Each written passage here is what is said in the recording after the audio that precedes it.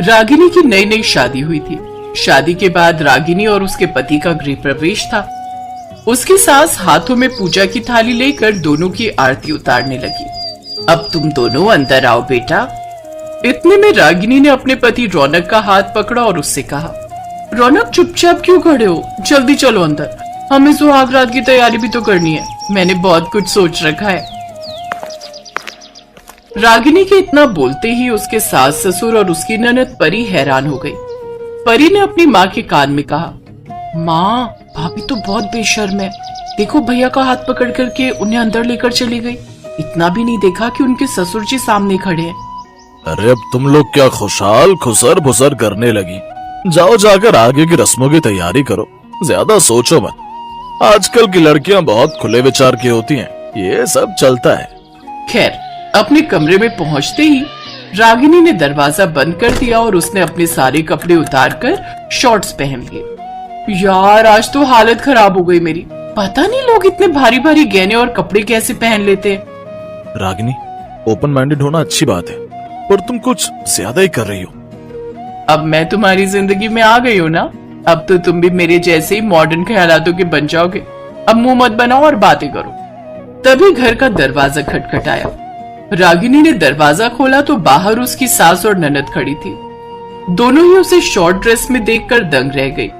भाभी आपकी अभी भी शादी हुई और आप इस शॉर्ट ड्रेस में खड़ी हैं।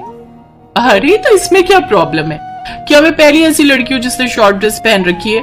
देख बहू ये सब अच्छी बात नहीं है, थोड़ी तो शर्म कर ले। थोड़ी देर में तेरी मुंह दिखाई की रस्म होने वाली है, जल्दी से तैयार हो जा और हाँ साड़ी पहन कर आना, शॉर्ट ड्रेस में ना चली आना। सासू माँ चिल मारो, ज्यादा टेंशन नहीं लेने का। इतना तो मुझे भी पता है कि मुंह दिखाई की रस्म में साड़ी पहनते हैं। शाम को मुंह दिखाई की रस्म शुरू हुई।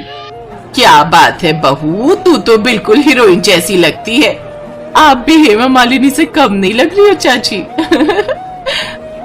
लेकिन ये सब करके रागिनी बोर हो रही थी। अगर ऐसे ही चलता रहा तो कई दिनों तक मुंह दिखाई की रस्म चलती रहेगी। मैं ऐसा करती हूँ, गांव में घूंघट निकाल कर खड़ी हो जाती हूँ, इससे सारे गांव वाले एक साथ मुझे देख लेंगे, फिर जिसका जो मन हो गिफ्ट दे देना या ना देना। बहू तू पागल हो गई है क्या, इतनी बेशर्मी अच्छी बात नहीं है। इसमें कौन सी बेशर्मी हो गई सासू माँ, जब एक एक करके लोग मुझे देखते हैं उसमें बेशर्मी नहीं है, तो सभी इकट्ठे देख लेंगे उसमें कैसी बेशर्मी हो गई। रागिनी घर से बाहर निकलकर खड़ी हो गई और घूंघट भी हटा दिया। सुनो सुनो सुनो गांव वालों सुनो, आज मेरी मुंह दिखाई की रस्म है, सब लोग एक साथ मुझे देख लो। भाभी ये कुछ ज्यादा ही हो रहा है। ससुराल वाले उसे रोकते रहे लेकिन वो नहीं मानी। जब पूरे गांव ने उसे देख लिया तो रागिनी अपने घर आ गई और फिर से शॉर्ट्स पहन लिए। ऐसे ही रागिनी अक्सर शॉर्ट ड्रेस में ही रहती थी। सासू माँ आज मेरी कुछ सहेलियां मुझसे मिलने आ रही हैं, तो मैं उनके साथ शॉपिंग करने जा रही हूँ। इतने छोटे छोटे कपड़े पहनकर तुम शॉपिंग करने जा रही हो, फिर वही पुरानी बातें लेकर बैठ गई आप। इस तरह बेशर्मी से रागिनी वहां से चली गई। ऐसे ही दिन बीतते गए और एक दिन परी की भी शादी तय हो गई। हमारी बेटी को आपका बेटा पसंद है, इसलिए हमारी तरफ से तो हाँ है। हमें भी आपकी बेटी बहुत पसंद है, हमारी तरफ से भी रिश्ता पक्का।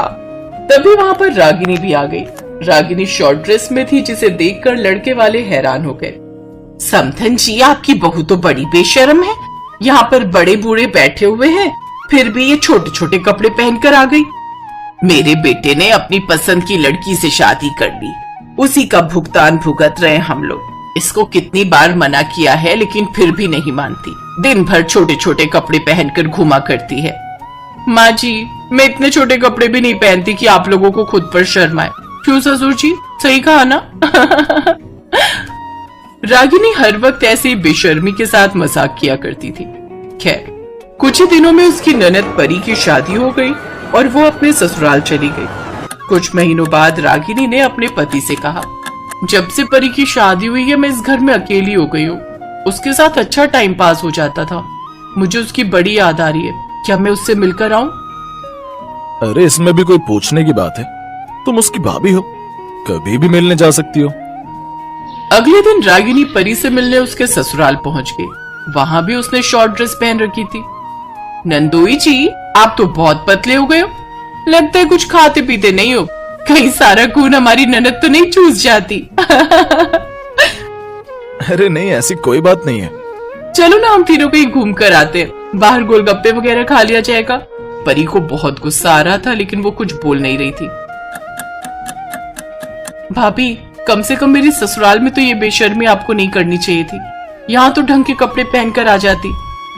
मुझे तेरी याद आ रही थी इसलिए मैं तुझसे मिलने चली आई, और तू है कि वही पुराने गड़े मुर्दे फिर से उखाड़ने लगी।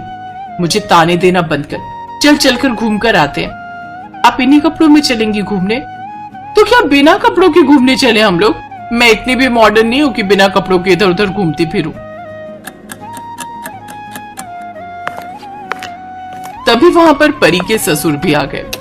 उन्होंने जैसे ही रागिनी को शॉर्ट ड्रेस में देखा वैसे ही वो उल्टे पांव वापस चले गए। देखा भाभी, मेरे ससुर जी को आपको देखकर शर्म आ गई, लेकिन आपको खुद पर कभी शर्म नहीं आई। देखो परी, जिसको शर्माना है वो शर्माए, मुझे शर्म नहीं आती, इसमें मेरी क्या गलती है? अब यहाँ बकवास करना बंद करो और चलो। रागिनी शॉर्ट ड्रेस में ही अपनी नंदोई और ननद के साथ मार्केट चली गई। वहां पर उन्होंने घूमा, शॉपिंग वगैरह की, फिर वापस आ गए। अगले दिन परी के हस्बैंड के कुछ दोस्त उनसे मिलने आए। यार, शादी की बात तो तू बदल ही गया है, पर भाभी के हाथ की चाय बहुत कमाल की है। तुम लोगों को आज मैं परी की भाभी से मिलवाता हूँ। अरे रागिनी भाभी, जरा बाहर आइए, मेरे दोस्त आपसे मिलना चाहते हैं। रागिनी शॉर्ट ड्रेस में ही उनके पास आ गई, लेकिन परी ने देखा कि उसके दोस्तों की नजर सिर्फ रागिनी पर ही टिकी थी। वो लोग उसे गंदी नजर से देख रहे थे। अगर तुम लोगों की बात खत्म हो गई हो तो तुम लोग यहाँ से जाओ, मुझे अपने पति से कुछ काम है।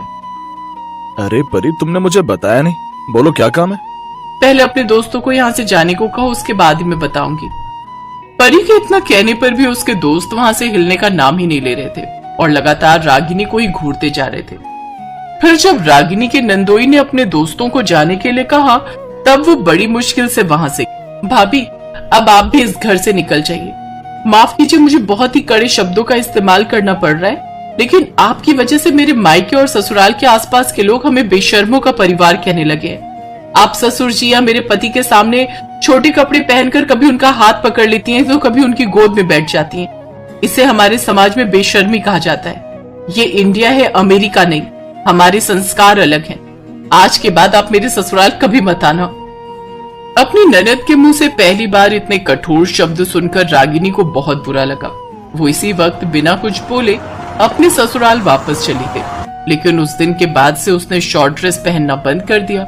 उसने अपनी शॉर्ट ड्रेसेस को आग लगा दी और साड़ी पहनकर अपनी सास के पास आई। कौन है तू? हमारे घर में कैसे घुस आई? अरे सासू माँ, मैं हूँ आपकी बहू रागिनी। मैंने आज से शॉर्ट ड्रेस पहनना बंद कर दिया है। पर ये चमत्कार हुआ कैसे? सासू माँ, मुझे नहीं पता था कि मेरे छोटे कपड़े पहनने की वजह से आसपास समाज में आप लोगों को इतना कुछ सुनना पड़ता होगा या बेइज्जती होती होगी। जब मैं परी के घर गई तब उसने मुझे इस बात का एहसास कराया। मेरी वजह से सब उनके परिवार को बेशर्म परिवार कहने लगे थे और हमारे परिवार को भी। ये बात मुझे परी ने बताई और उसने मुझसे कहा कि आज के बाद मेरे ससुराल मत आना। उस दिन मुझे एहसास हुआ कि मैं कितना गलत कर रही थी। अब मैं परी से मिलने जा रही हूँ और उसे सरप्राइज दूंगी, वो बहुत खुश होगी। अगले दिन रागिनी अपनी सास को लेकर परी के घर गई और उससे माफी भी मांगी। परी ने भी अपनी गलती की माफी रागिनी से मांग ली और वो लोग खुशी खुशी रहे।